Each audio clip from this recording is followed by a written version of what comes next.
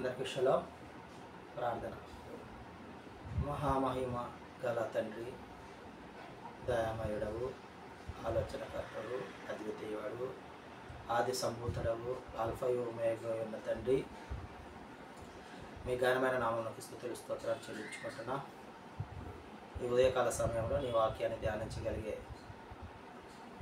మనసులను మాకు అనుగ్రహించి నీ వాక్యం ద్వారా మమ్మల్ని ఉదక స్నానం చేయించుచున్నందులకై మీకు వేలాది స్తుతులు స్తోత్రాలు చెల్లించుకుంటున్నాను.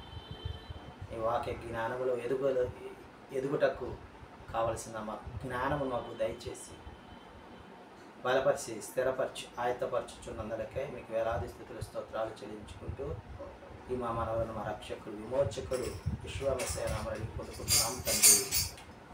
ఆమేన్.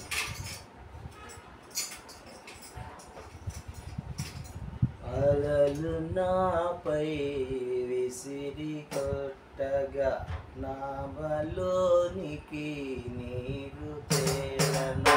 అలలు నాపై విసిరి కొట్టగా నామలోనికి నీరు తేలను. బ్రతుకులంతో భారమాయను, బ్రతుకులంతో భారమాయను, రేవు తేరే దారిలేదే. ఆదుకోవయ్యా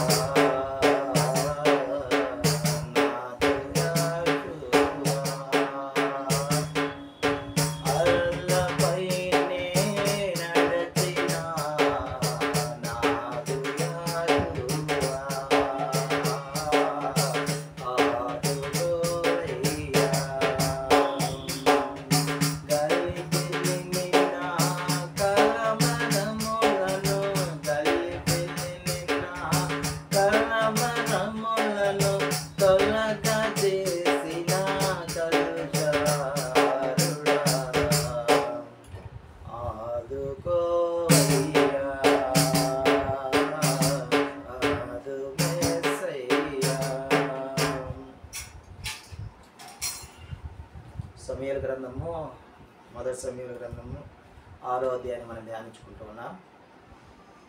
ఫిలిస్తీన్లు వారికి జరిగినటువంటి ఈ యొక్క దురావస్థను గమనించి యాజకులను శుక్రగాండ్లను పిలిపించి ఈ మందసమును ఏ విధముగా మరి దాని స్వస్థలమునకు పంపాలి అనే విషయాన్ని ఆలోచింపగా యాజకులు శుక్రగాండ్లు ఈ విధముగా ఆలోచన చెప్తూ ఉంటారు.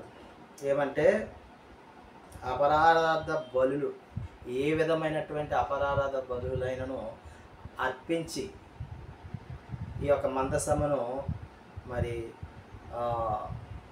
పంపుతాము. అపరాధ బలి అర్పణ ఏదనంటే సర్దారుల మీద ఉన్న తెగులు ఒకటే కాబట్టి ఒక్కొక్క సర్దారు మీద ఉన్నటువంటి గడ్డ రూపములో ఒక బంగారపు దిమ్మను గడ్డను చేయించి అలాగనే భూమిని పాడు చేసే చూచు దానికి కారణమని చెప్పేసి ఆ చుంచు రూపాన్ని కూడా చేసి అది ఏ విధంగా పంపాలి అంటే మరి పొలము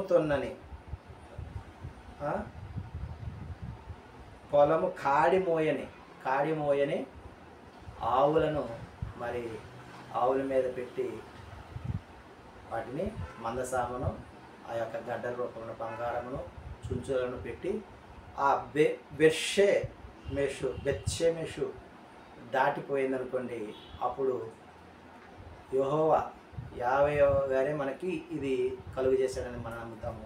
లేదంటే మన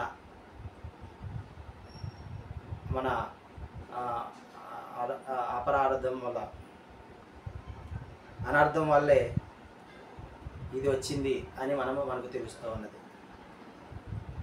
అని వారు ఆలోచన చెప్పగా అలానే వారు చేసి ఆ యొక్క ఆవుల మీద ఆ బంగారపు కమ్మెలను మందసమును ఆ చుంచుల రూపమును పెట్టి పంపించినప్పుడు వారు బెత్షెమెషు దాటిపోయేంత వరకు కూడా సర్దాలు వెనక వెళ్ళారు. అక్కడ బెత్షెమెషు వారు ఆ యొక్క మందసమును చూచి ఆ ఆవులను ఎలోహిం వారి అదోనై వారికి బలులు అర్పించి మరి బలులు అర్పించి